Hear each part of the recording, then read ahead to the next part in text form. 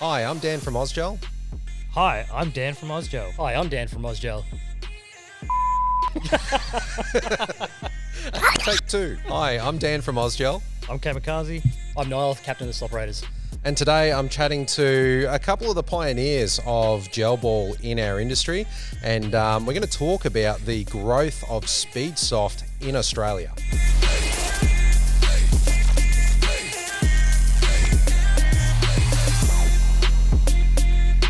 All right, so the story of Speedsoft in Australia. I guess we should probably start with, the very first teams who competed in any league, and Slop Raiders was among them. So tell us about the forming of the Slop Raiders, Niall. Well, originally it was at the Gorilla Blasters, their little alleyway they had. It was back where they had the gym? Yeah, they had the gym and they had that little alleyway between all of the other garage lots they had there. That was really fun, good. that place. So the Slop Raiders started there. Originally there was only 5 or 6 of us, and then there was a few ring-ins that sort of came along. We didn't really have a name at the time. We were just running under Ozgel. And we went to a couple of other events, and dudes were rocking up in their Milsim gear, but they were like really heavy set dudes that didn't look like operators at all. So originally the name was sort of Sloppy Operators to have a bit of a stab at them. That's how Slop Raiders formed. Yeah. And at the time there was only, I think we had 3 other teams around the same time. There was us, there was Wetworks. I think there's 2 teams initially. It was just, I think it was Ozgel at the time. Yeah. And Wetwork.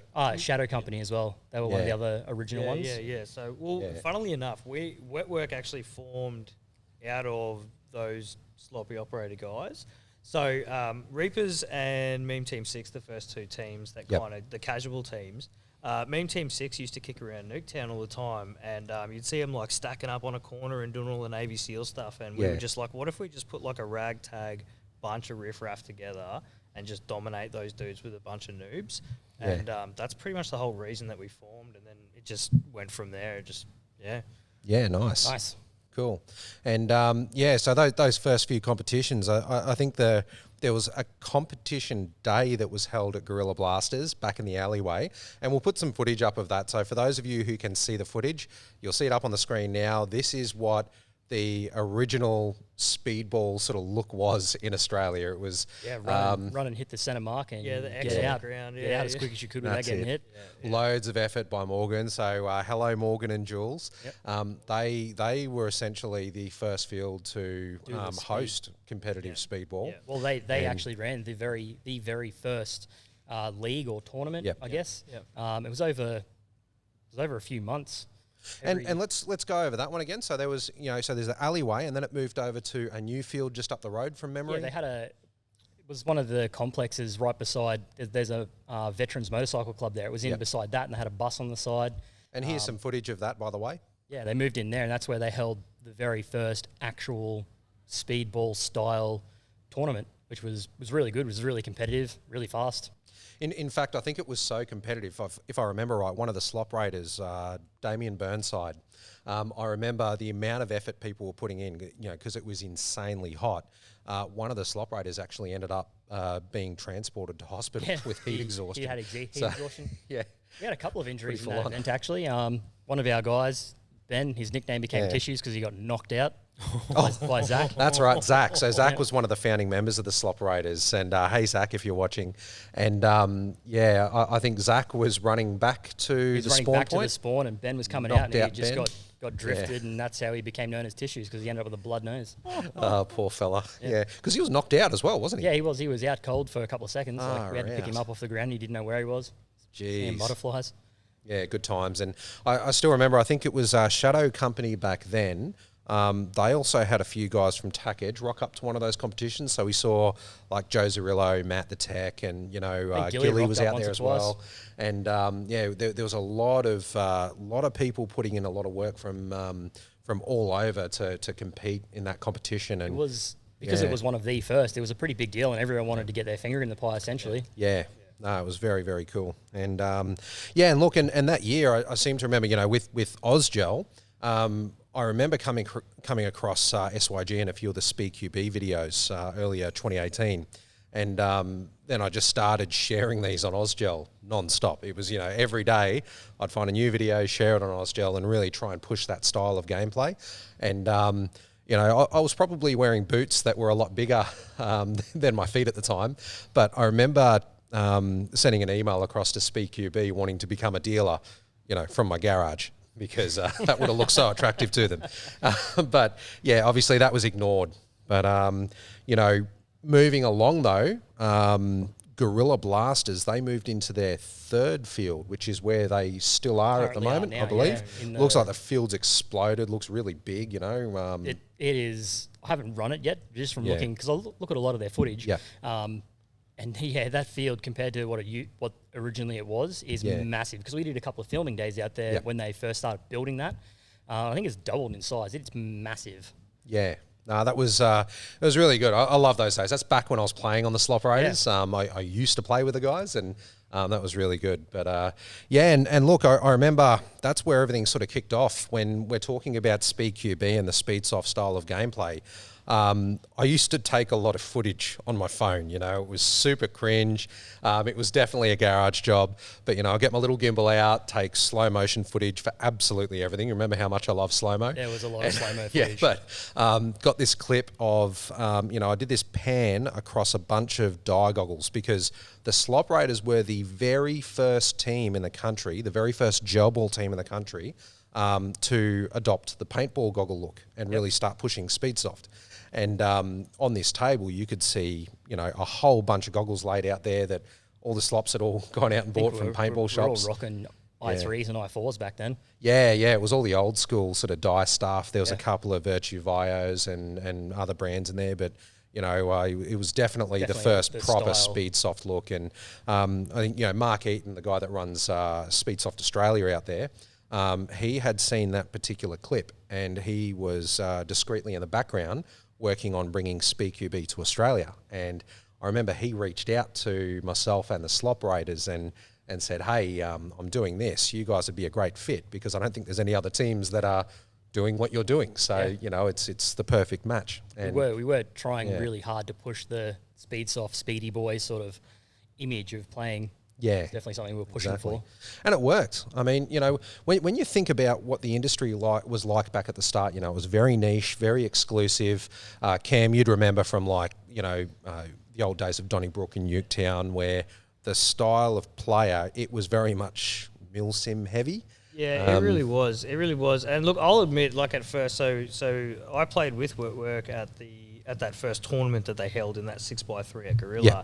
And I was absolutely hammered, and I was like, "Yeah, that's not really for me." And so I walked away from it for a while. But then I came back in. I did a little bit of reffing with SSA last year.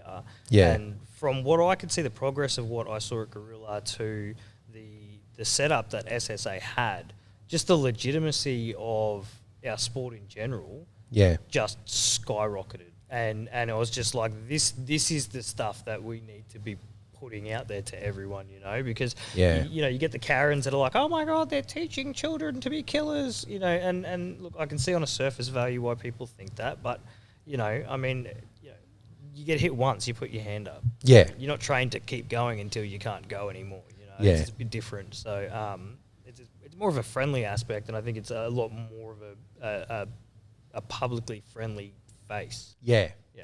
Yes, I mean, when we start looking at the milsim aspect of the sport where it was at the very beginning, I've actually got nothing against milsim. I mean, I think it's still pretty cool. There's a lot of fun you can have in milsim, especially when you're playing with the toy blasters. But I know, especially a lot of our mates, Niall, from the military, I know a lot of my mates, at least, that were looking at gel ball, they would sort of, look at what was happening and they'd be like, cringe. They see the milsim and they wouldn't want to do it. Cringe and don't want to come, because that's what they've been given. They haven't been exposed to the Speedsoft side. They've seen the milsim side and they're like, I do this for a living. Why would I want to go and run around on my weekends and do what I do at work? Exactly. And then, from within the community, you had a lot of the gel ballers at the time. I don't know if you remember, Cam. There's a lot of gel ballers there that were like, well, if they're going to be so elitist, we don't want them in our community, and sort of took that approach. But the reality was, if you kept gel ball as such a niche product and group, we wouldn't have been able to build the influence that we have over the years. Well, exactly. And wouldn't be gel ball where we may are not now. be here. Yeah.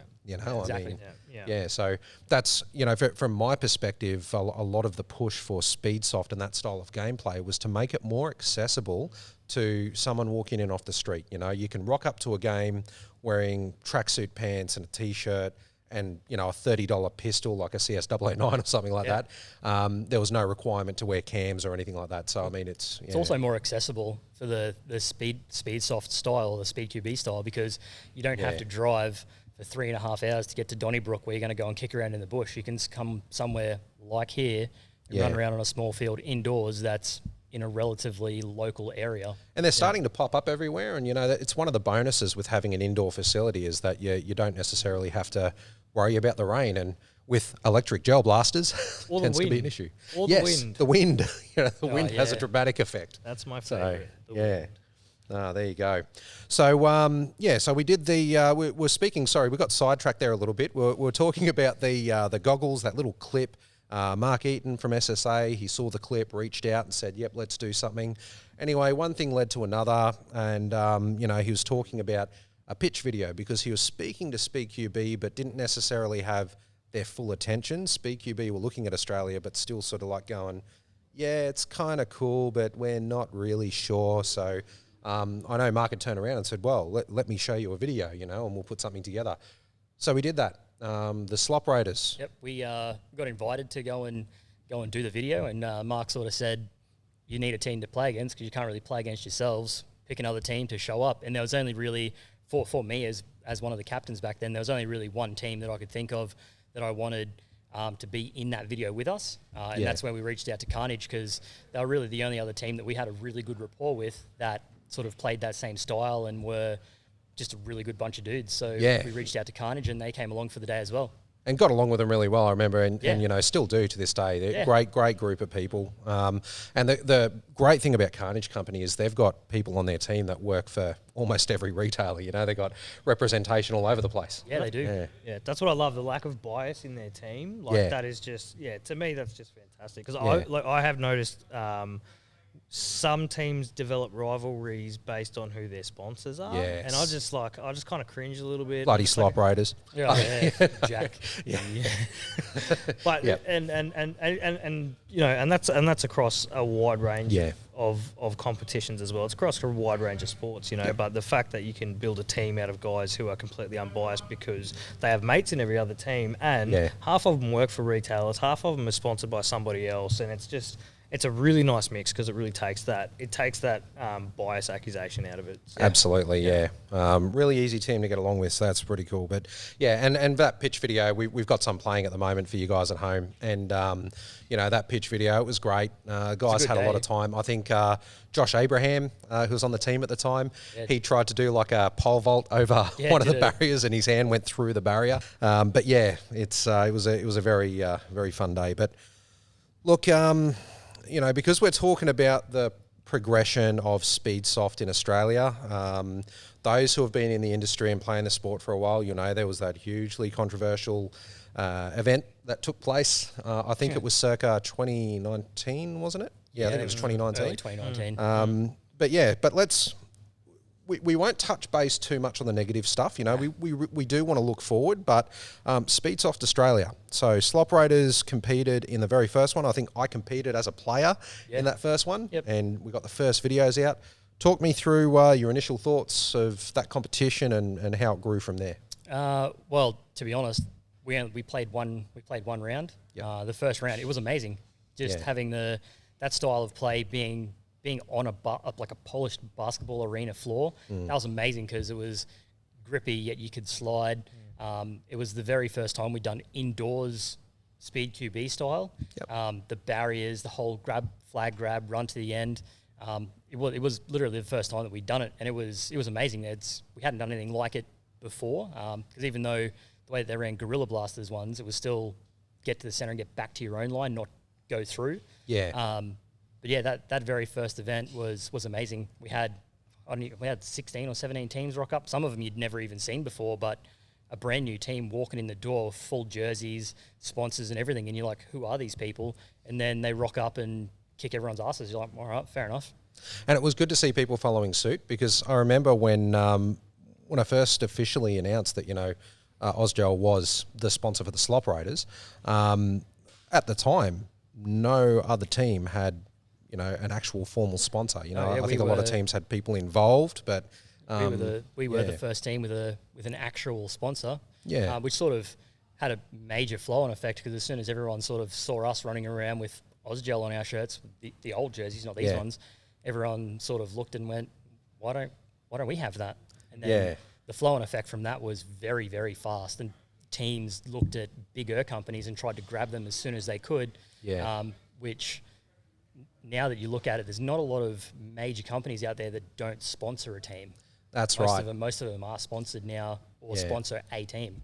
And there is value in that too, It's Absolutely. something I'd like to see. It's good for the teams to have the support of a retail shop, but it's also good, on the other hand, for the retailer to have their brand being repped on a field, on a what we're going to call a professional scale. And it's good for the sport in general, because it gives that legitimacy. It gives the fact that, you have commerce involved, it keeps adding to, the wide list of reasons why this sport is such a positive thing. That was great. That first tournament day, I think I remember we had like a whole bunch of stores set up, and it was like a big swap meet market for gel blasters. And I think, you had X-Force, M4, obviously yours truly was set up there in a tent. You had all these different stores set up. They brought gel blasters along, and you had people turning up. They'd watch the competition for a little bit, go get some hot food from the canteen, and then do some shopping, and then go home. It was just a great day out. So it was. That was one thing that we haven't seen in recent events, was the fact that there was so many retailers there set up little shops as well. Like even if dudes needed one of their gats broken, they needed a piece, they can go and grab that, get it fixed, and get back on the field. And that's it. You don't see a lot of that now, because a lot of fields have got their own sort of little shops and tech stores on the side. But that was something that was amazing. That's it. But look, the controversy. So the speed belt issue. It is what it is. It was something that was worked on by both SSA and me. It was something we were both introducing to the Australian market. And a lot of that had to do with the fact that at the time, Mark would constantly reach out to me and tell me about how he wasn't getting much attention from Speed QB USA. They take forever to get back to him, and he was always worried about what they were thinking, what they were doing. So, I came up with this offer, and I said, well, how about we offer them something locally here? And we discussed it for a bit. He was happy with it. But then, unfortunately, Speed QB saw the belts, and they gave Mark an ultimatum. So from a business perspective, I can understand why he had to remove Ausgel as the sponsor. So Ausgel was the major sponsor for Speedsoft Australia initially. Once Ausgel was removed, I kept it quiet initially. That was the intent. But then, once you guys were removed, it actually forced me to put a statement out there so that there was no confusion about what had happened. It was a pretty big blow up, and it was a pretty big hit to the morale of the team too, because that was going to be our baby. We wanted to go in, and we wanted to, as like every other team, they want to go in and win it. But because we put so much effort in to assisting, raising it, and doing the promo video, we wanted to have a massive hand in it and try to win it and stay in it. But then we got removed, and that it was, I remember I felt so bad for you guys, because the Slop Raiders had put in all this effort. Even before the pitch video and all that sort of stuff, the Slop Raiders were the pioneering team for Speedsoft in Australia. It was the only team for quite some time who was dressed like Speedsofters, running around with paintball goggles and doing these high RPS builds, and it was just, from a human perspective, I could see how gutted you guys were, and that essentially set up your 2020 year as well. It did. Well, 2020 wasn't much of a year for anyone really, but it did. So coming off the back of that, it sort of was a massive hit to our morale, and we had to sort of take a step back, and that's where we didn't really do anything for the back end of 2019, because everyone was sort of down in the dumps about it, because it was a big hit. Yeah. And you guys still don't know what it is you did wrong? No, not really. Yeah. Not really. And that, if we don't ever find out, that's cool. It's under the bridge now. It's gone. See, and that's a good attitude to have. Move forward into 2021 and see where the rest of this year goes. We got second at Wacol on the weekend, so we're going to go forward into the Nationals and see where that leads. Yeah, fantastic. All right, so speaking of such things, that's the next thing I want to talk about. So the Australian Gel Blaster League. So following the events at Speedsoft Australia, I mean, I remember the Ozgel inbox just got absolutely bombarded from everyone. You know, they're all saying, oh, start your own league, start your own tournament. And I remember one of the things I thought was, you know, I was never really interested in running a tournament, so to speak. We had pretty in-depth conversations about this. Yeah, at that point. you know, and that's it. You know, like at the time, you know, I was still playing the game, so I wanted to play the game, and I wanted to support the team and work on Ozgel. But what we ended up doing was reaching out to a few different people to see if there was anyone out there who would take the reins and really run with this. And that was CQ Blasters. You know, Damien Geyer up at CQ, Damien and Lee up there. They've put in a tremendous effort to get this league going. Being from a different region to Southeast Queensland really helps with neutrality, I think. Yeah, it definitely does. Yeah. It makes it sort of less biased, I guess, because they're coming from the central Queensland. There's no input really from any other retail teams or anything from the southeast corner. So it sort of puts them out on their own, which is really good. And you know, when you look at that competition, and we're going to come to you in a sec, Cam, because there's a little bit to talk about there. But when we look at the AGBL competition, what I like about it is it currently represents the absolute pinnacle because the finals that are being held in April, which are the nationals for the Australian Gel Blaster League, they are putting out invites to the top teams of all the tournaments. So I believe Hardcore Speedball, Gel City, Speedsoft Australia, you know, there's One Shot, CQ Blasters. So all of these events, they're admitting a couple of teams, and then, you know, there were the two teams that got through from the last event that was held on their 24th. It was 24th, yep. 24th, yep. And, you know, and this is the tournament where you have the best of the best from every competition coming together to see who the actual best is in the country. So I'm excited to watch that one. It's definitely going to be a big one. It's going to be a big one to watch out for. However, when we talk about that one, you know, there's also the controversy of refereeing. You know, there was a lot of drama at the last tournament on the 24th, and some of it on field, some of it got quite heated. But I think, given the sort of circumstances everyone was faced with, refs handled it well. So, Cam, you were one of the refs there. What are your thoughts? Well, I actually nicknamed myself Kindergarten Cop at the end of that day. So, well, I think what just happened. So, like it was a kind of like a lot of my experience that I'd had already in refereeing people in the sun. In the middle of summer. They get pissed off really quickly. Everyone gets heated. Anyone that knows me, anyone that's played against me will know I say some shit on the field when I get heated. I'll say something like, but then when I come off the field, I'll try and leave it on the field. I'll be like, hey man, good game, you know what I mean? And try and extend that sportsmanship. But it got to a point where that was starting to fall apart. And I think it was a really good pilot event for the national titles because it gave myself and it gave CQ Blasters quite a bit to look at. We've got an extensive range of notes, an extensive list of things that we want to change and implement for the Australian titles to make sure that we keep it as fair as possible, we keep everyone as happy as possible. At the end of the day, like this is. You know, there's going to be people watching this from overseas. We want to see these teams come in and be their best. You know, if you're sponsored by a company, you should want to come in and hold yourself to the highest standard because you're representing that company. You know, you want to hold yourself to the highest standard because you're representing your team name. You're representing, you know, you're representing Australia essentially in this because you know this is the best teams from all the best competitions. And the last thing we want to see is things kind of descend. And, you know, so a lot of lessons were learned from that, and there's going to be a lot of stuff implemented, a lot of stuff that's going to be changed and fine-tuned and stuff like that. And I genuinely think that the Australian titles are going to go really, really well. They're going to be really friendly, really sportsmanlike, because I remember the first Battle Royale was really, really friendly. But then again, it was like 10 degrees cooler as well. That's exactly right. So, I mean, and you know what? It's a competitive sport. I mean, name one sport that you know, has no anger whatsoever on the field. You know, I mean, look at footy. You know, you watch the NRL all the time. That you guarantee there's going to be at least a handful of punch-ups on the field every season. Yeah. You know, there was no punch-ups in this, mind you. But, No. you know, I mean, it's, you know, just for comparison, I mean, when there's that on-field competitive banter, you know, players are going to, you know, call each other names here and there, but it's part of the game.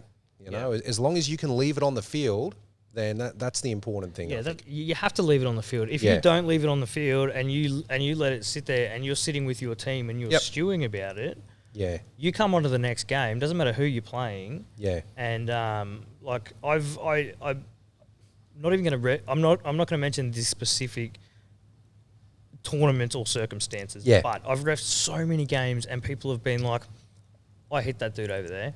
Like, did you? Did you hit that guy? Yeah. You know, and look, I've actually had to stop myself. I don't watch gameplay footage on YouTube because I'll watch gameplay footage and they'll put hit markers in and I'm like, there's no way you hit that guy.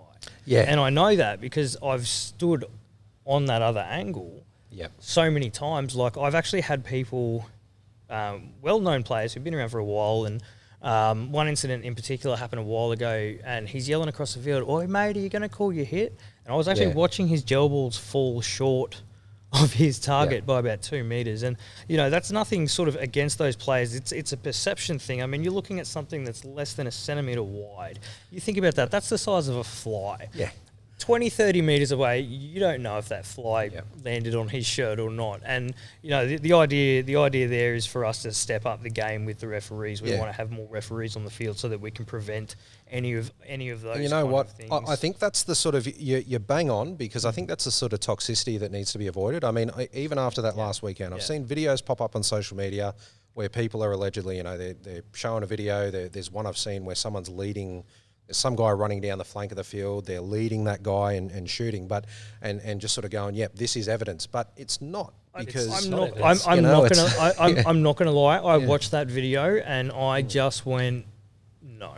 Yeah. Until he hit the V and he was taken out by the other player that was on his side of the field. Yeah. Look, at that distance, because he ran past 2 referees, like 2 spotters on the sideline. So all this anger being directed at the player on the field, it's like, well, I mean, there's also, you've got 2 refs there that didn't call him out. So obviously, you know, he put his hand up at the end of the run, so he acknowledged that he'd been hit at some point. Yeah. But I mean, you know, there's so many eyes that have seen that. So why bring up the drama afterwards? Why continue it? You know, it's just. Oh, look, I mean, some people do feel hard done by, and look, I get that, get that, but I think at the end of the day, it's probably if that's the attitude that you are going to adopt in a sport like this, are you having fun? Well, like, that's it. If you're not having fun, it's not a game, and like there's people who, I think I was having this conversation with somebody, you know, you can play COD on the computer, and you can die, and you can be like, piss off, that guy didn't shoot me. Like, well, the computer says yes. Generally, the players are a lot more gobby on COD as well. They're more willing to call your names and stuff. And look, and I mean, like, absolutely no offense to any players out there, because I've been guilty of it myself. You know, I know I've been that guy who's done that. I think I almost got into a punch-on with Meme Team back in the day at Nuketown over something like that. And now these days, even with a lot of my gameplay footage, I won't include it, because I'll be like, I don't actually know if I'm hitting that guy. And I've got a zoom cam. And I'm like, I don't actually know if I'm hitting him. I can't tell. And that's with a zoom cam, not a set of eyes. So, you know, I think that footage is great at 2 meters, you know, but when you're shooting across a field and there's a crosswind, I think it's probably a bit of a stretch to say, because unless you can actually see those gels bouncing off that person, you can't call it for sure. I've been in situations, I have footage of people yelling at me going, "Oh, we call you hits." And I've gone back and looked at that footage and thought, you know, was I hit? And I can actually see the gels smashing off the wall that's next to me, and don't hear a single gel hit my mask, and then it hits my mask, and then I call it. I'm just like, well, it may have looked like that to that person. From the shooter's perspective. And I've seen a lot of it too, which is why I kind of I don't give people too much slack about it, because I see it so often, and it's just such a common thing for people to think, I'm shooting at him, I must be hitting him, you know, like I would have been leading, you know, I mean, the way that he was leading on that video, I mean, if it was a real rifle, maybe, but a gel physics are very different to airsoft physics overseas. They're very different to paintball physics. They travel fast and they slow. Although on saying that, what a lot of people will probably realise by the time this podcast is released is we've just released new gels. And I am hoping that's going to have a bit of an impact on, I guess we could call it gel ballistics. I'm hoping so. So really excited to see what people can do with these. It's a good time for gel ball, that's for sure. But see how they go when we get them on a field. That's exactly right. But look, let's start to wrap this up. So there's one more conversation topic I just want to touch base on here. Where do we see speedball going from here? Well, there's really only one direction for it to go, and that's up. It's only going to get better. It's only going to get bigger. It's going to get more competitive. You're already seeing new teams pop up left, right, and centre. And a lot of the teams that do pop up, they're actually quite good. Some of the teams that pop up, they're just in it for the fun. But you're going to see it become, depending on how things go in other states, it's going to become a national sport at some point in the not so distant future. Like with the league that we've got going on now and the nationals happening in April, once that happens, because I'm assuming that there's going to be a shitload of streaming, and that's going to be not televised, but it'll be streamed everywhere. Once that reaches the wider community, people are going to see it and be like, we want into that. That looks awesome. And it's only going to go further than what it already is, and quick. Absolutely. Yeah, absolutely. I just see this growing because speed will happen, and everyone was like, no, we're mill simmers, and then we're speedballers. And now there's kind of just the mill simmers, the speedballers, and then the casual player who'll play anything. But the speedball aspect has really, really grown, and like I said earlier, I can't say it enough. It gives legitimacy to it. It's a standard set of rules for every single player. All the refs are under the same guidelines. We're still learning how, on an organisational level, how to make that better for the players, how to make that better for the spectators, how to make that fairer for the sport. And I think that as we get better at that, and those speedball platforms become more and more professional, I think that a lot more people are going to start to take notice, and it's going to become something that, if anything, this is going to be the part of gel ball that's going to launch us in other states, not necessarily running around weekend warrior. Well, you know what? This is probably the part of gel ball that's going to launch us internationally as well. Oh, absolutely, there's it's no secret. I do a lot of business with people overseas, and we've got friends over in Europe and friends in Japan and friends in the US. And what I can tell you is there is a lot of interest to get a worldwide speedball style competition moving that isn't restricted to a specific brand. It's more so a format and that any country can use. And essentially, if all goes according to plan, we may even see something like a World Cup held in Japan. And the teams that compete in Australia at nationals and competitions like that, they may end up, the top teams from those tournaments might end up being the teams that represent Australia overseas. Obviously, this is going to be in 2030 when COVID disappears, but the option's going to be there. Funnily enough that you say that, I actually know that one or two of our Speedsoft teams in Australia are actually known overseas. Yeah, they're going across to it's the SpeedQB Europe. Is that the one? I think so. Yeah. So they actually accrued enough points in a competition to qualify to play overseas in an airsoft tournament. That was in a COD competition, wasn't it? Was that in a COD competition, or was that in a competition here?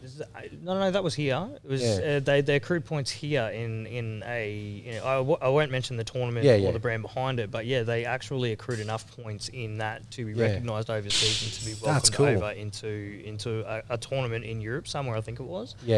So I mean that's just fantastic. Like to see our guys going over there rather than trying to bring people over here is really putting us out there on the world stage. Oh, that's great. That'll be the big benefit for us being seen globally, is us sending teams over rather than teams coming here, because people will come here and laugh at us. Whereas if we go overseas, be it the US, the UK, Japan, and even if we don't win anything, we just do really well and show our presence and show how good our banter is, it'll be a big deal, because people will be like, we want those guys here more frequently. Exactly. Preferably and it's like any cold. sport. Cold would be nice. But it's like any sport as well, though, where I think a lot of airsofters understand what gel ball is. There's probably buy-in from half of them. The other half are sort of like, oh, it's just gel ball. But I think that they would be pleasantly surprised when they see some of these teams compete overseas, I think that they'll be surprised at the skill level of these people and how it transfers. It doesn't really matter what kind of instrument you're using, be it airsoft or gel. The skill sets are the exact same. It's Trojan, not the tools. Yeah, exactly. That's exactly right, and that's one of the big things that is going to take us across to overseas areas. And you look at some of the teams that we have in Australia. Some of these guys that are competing. So you got the Slops. You've got Defiance who won over the weekend. You've got guys like Aussie Elite. Then you've got even guys like Damage, Cartel, and Carnage. Yeah. These guys do have the necessary level of skills to be able to represent us overseas. And to be honest, if they had a little bit more distance like they do in airsoft, these guys would absolutely clean the floor. So exactly. I would love to see these guys compete on a world stage. There would be nothing that would make me more happy than to be able to watch that take place. Random thought about something like that would be awesome to see. If we got the best player from our top 8 teams and put them in a team together and then sent them over and then sent them over as a super Aussie team. Yeah. That would be sick to see. That would be awesome for then cohesion. You get a lot of buy-in from all the teams as well. Absolutely. Could you imagine having one team with the top player from every other team in it?